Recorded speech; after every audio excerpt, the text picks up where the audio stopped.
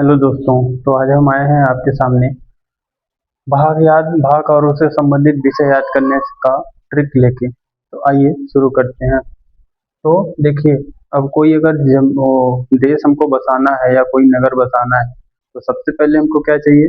सबसे पहले हमको चाहिए जमीन जिस पे हम लोग रहेंगे। तो सबसे पहले है जमीन, मतलब भूभाग, राज्य क्षेत्र। ठीक, तो भाग एक में क्या है, क्षेत्र, राज्य क्षेत्र, संघ और उसका राज्य क्षेत्र। दूसरा, जब हम उसमें रुक रहेंगे, रहने लगेंगे तो वहाँ के क्या बन जाएंगे, नागरिक बन जाएंगे। तो दूसरे में क्या है, नागरिकता है। तीसरे में क्या है, जब नागरिक हो जाएंगे तो हमें वहाँ पे रहने के लिए कुछ अधिकार चाहिए। तो यहाँ पे हो जाएगा तीसरा वाला, मूल अधिकार। मूल अधिकार हो गया। चौथा क्या है, राज्य। राज्य के लिए ये तो मूल अधिकार हो गया लोगों के लिए, नागरिकों के लिए। लेकिन राज्य के लिए क्या है, राज्य के लिए होगा नीति निर्देशक तत्व। लोगों को क्या मिला, मूल अधिकार। राज्य को क्या मिला, राज्य के लिए क्या लिए, राज्य के लिए क्या है, नीति निर्देशक तत्व, जिसको हम डीपीएसपी बोलते हैं। अच्छा, तो हमको मिला है कुछ अधिकार, तो हमारा भी फर्ज बनता है कि हम भी कुछ करें वापस से। तो यहाँ पे 4A में ध्यान दीजिएगा, 4 के बाद 4A है। 4A में हमारा कर्तव्य, मूल कर्तव्य जिसको बोलते हैं। तो यहाँ पे मूल अधिकार है और 4A में क्या है, मूल कर्तव्य। फिर अब यहाँ से देखिए, यहाँ से यहाँ तक एक एक बार में हम याद करेंगे। ठीक, पहले क्या हुआ, पहले हमको रहने के लिए क्षेत्र चाहिए, फिर रहने लगेंगे तो नागरिक बन जाएंगे। फिर क्या होगा, हमको नागरिक बन गए तो हमको कुछ अधिकार चाहिए। हमको तो अधिकार मिल गया, फिर राज्य को क्या मिलेगा, नीति निर्देशक तत्व, डीपीएसपी मिलेगा। अब हमको अधिकार मिला है तो हम भी कुछ देंगे, बदले में हम क्या दे रहे हैं, हमारा क्या कर्तव्य होगा वो यहाँ पे बताया गया है 4A में। अब यहाँ से देखिए, 5 से लेके कैसे याद करेंगे। तो 5 में है संघ, संघ या केंद्र जिसको बोलते हैं। 6 में क्या होगा, केंद्र के बाद आ गया राज्य।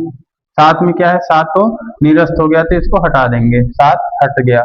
8 में क्या है, संघ हुआ, राज्य हुआ और केंद्र शासित प्रदेश। केंद्र शासित प्रदेश माने संघ, राज्य, क्षेत्र। ठीक है, तो यहाँ से यहाँ तक एक बार में हम याद करेंगे। क्या, 5 में हुआ संघ, 6 में हुआ राज्य, 7 निरस्त हो गया है, 8 में क्या हुआ, केंद्र शासित प्रदेश। ठीक, यहाँ तक हम लोग कहाँ तक देख लिए, केंद्र शासित प्रदेश या संघ राज्य क्षेत्र तक। अब भाग 9, भाग 9, 9 पंचायत। 9 में क्या है, पंचायतें हैं। हम लोग क्या कहते हैं, 9 पंचायत, कोई पंचायत नहीं होगा, तो 9 में पंचायत है। 9A में, अब ये पंचायत कहाँ पे होती है, गांव में होती है। तो शहरों के लिए क्या होगा, शहर में नगर पालिकाएं होती है। ठीक, तो 9A में नगर पालिकाएं। अब पंचायत हुआ, नगर पालिका हुआ। 9B में क्या होगा, सहकारी समितियां। ठीक, तो इसको एक बार में हम कहाँ से कहाँ तक, 1 से लेके 9B तक हम लोग याद कर लिए हैं।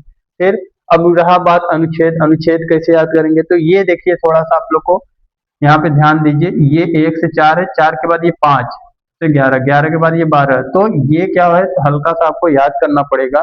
और क्योंकि ये देखिए सीरीज से है, 4 के बाद 5, 11 के बाद 12, 51 के बाद 52। ठीक है, तो ये याद करने में आसानी से आप लोग याद कर सकते हैं। वैसे ये ज्यादा इंपॉर्टेंट है नहीं, ये पेपर में नहीं पूछा जाता। पेपर में यही पूछा जाता है, कौन से भाग में कौन सा विषय है।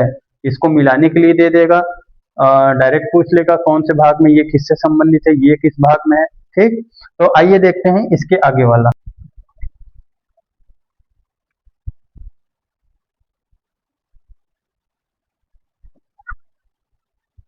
तो भाग 9 के बाद अब हम देखेंगे भाग 10। भाग 10 में क्या है, अनुसूचित एवं जनजातीय क्षेत्र। ठीक, ये याद करिए। ये भाग 11 से देखेंगे। 11 कैसे होता है, 11 होता है एक लिख के एक, मतलब ये भी बराबर ये भी बराबर। तो यहाँ पे क्या है, केंद्र और राज्य का संबंध या संघ और राज्य का संबंध कैसा संबंध होता है, हमेशा बराबर बराबर का संबंध होता है। एक तुम लो, एक हमने। ठीक, तो 11 से कैसे याद करेंगे, केंद्र और राज्य का संबंध से बराबर बराबर हमेशा संबंध होता है। अब आगे देखिए, जब संबंध हो गया, तो जब बराबर बराबर हो गया तो क्या बराबर बराबर हो गया, वित्त, संपत्ति। ठीक है, ये सब क्या हो गया, बराबर बराबर। तो भाग 12 में क्या होगा, वित्त और संपत्ति से संबंधित। ठीक, 11 में क्या हुआ, पहले संबंध बना, फिर क्या हुआ, वित्त और संपत्ति का बराबर बराबर बंटवारा हुआ। फिर 13 में क्या हुआ, अब जब वित्त आ गया, पैसा आ गया, तो क्या शुरू करेंगे, व्यापार और वाणिज्य। ठीक, भाग 13 में हो गया व्यापार एवं वाणिज्य। भाग 14 में क्या हुआ, अब जब व्यापार होगा, वाणिज्य होगा, तो उसमें सेवाएं देने के लिए किसी न किसी को चाहिए। तो भाग 14 में क्या है, संघ और राज्य के अधीन सेवाएं, ठीक है। और भाग 14 ए में है अधिकरण, 14 ए में है अधिकरण, ठीक। अब ये सेवा देने के लिए कौन कौन, बेरोजगारी इतनी है, सब कहेंगे हम देंगे सेवा, हम देंगे सेवा, नहीं। 16 में क्या, 15 में क्या बताया है, 15 में बताया है निर्वाचन। पहले क्या होगा भाई, निर्वाचन होगा, चुनाव होगा, जो उसमें योग्य होगा वही क्या यहाँ पे सेवा देगा। ये ट्रिक है, ये क्या है, एक समझने के लिए एक ट्रिक है। और 16 में क्या है, भाग 16 में निर्वाचन में कौन कौन चुनाव में वोट देगा, चुनाव में सब कहेंगे हम वोट देंगे, नहीं। चुनाव में कौन वोट देगा, जो जो विशेष प्रावधान, विशेष वर्ग से जुड़े होंगे, जो विशेष वर्ग से जुड़े होंगे, जो 18 साल से ऊपर होंगे, विशेष होंगे, वही लोग चुनाव में क्या करेंगे, वोट देंगे। फिर भाग 17 में क्या है, भाग 17 में है राजभाषा, भाग 18 में है आपात उपबंध, भाग 19 में है प्रकीर्ण, भाग 19 में प्रकीर्ण, भाग 20 में संविधान संशोधन। तो इसमें इंपॉर्टेंट देख लीजिए कौन कौन से हैं। एक राजभाषा वाला है इंपॉर्टेंट, भाग पूछा जाता है आपात उपबंध, और ये संविधान में संशोधन। ये 3 इंपॉर्टेंट है नीचे के, बाकी सब जो है लगभग लगभग हम ट्रिक से बता दिए हैं, तो उसको आप याद रखिए। एक बार इसको हम फिर से देखते हैं। 11 में क्या है, 10 में क्या है, अनुसूचित एवं जनजातीय क्षेत्र। 11 में क्या है, संघ राज्य संबंध, बराबर बराबर संबंध में, ठीक। फिर जब बराबर बराबर संबंध है तो क्या बराबर बराबर, 12 में आ गया वित्त और संपत्ति बराबर बराबर। जब वित्त और संपत्ति मिल गया तो 13 में क्या आएगा, व्यापार शुरू करेंगे। जब 13 में व्यापार शुरू करेंगे तो काम करने के लिए, सेवा करने के लिए कोई लोग चाहिए होंगे, तो 14 में हो गया सेवा। 15 में, 14 में अधिकरण होगा। 15 में क्या होगा, सेवा के लिए जिसका जिसका निर्वाचन होगा, जिसका जिसका चयन होगा, चयन करना पड़ेगा, तो 15 में क्या हो गया, चयन हो गया। 16 में किसका चयन होगा, तो उससे कुछ विशेष वर्ग, जो विशेष वर्ग होंगे वही लोग निर्वाचन में भाग लेंगे, और उन्हीं का क्या होगा, यहाँ पे सेवा में चयन होगा। तो इस तरह से आप थोड़ा बहुत याद कर सकते हैं, आगे अपने नाम से भी ट्रिक बना सकते हैं। तो ये था भाग और विषय को याद करने का ट्रिक। अगले वीडियो में हम बताएंगे इसमें से कौन कौन सी इंपॉर्टेंट क्वेश्चन कैसे कैसे बनते हैं, जिससे आपके दिमाग में रहे कि हाँ ऐसे ऐसे क्वेश्चन इस चैप्टर से आ सकते हैं। ठीक है, तब तक के लिए धन्यवाद, नमस्कार।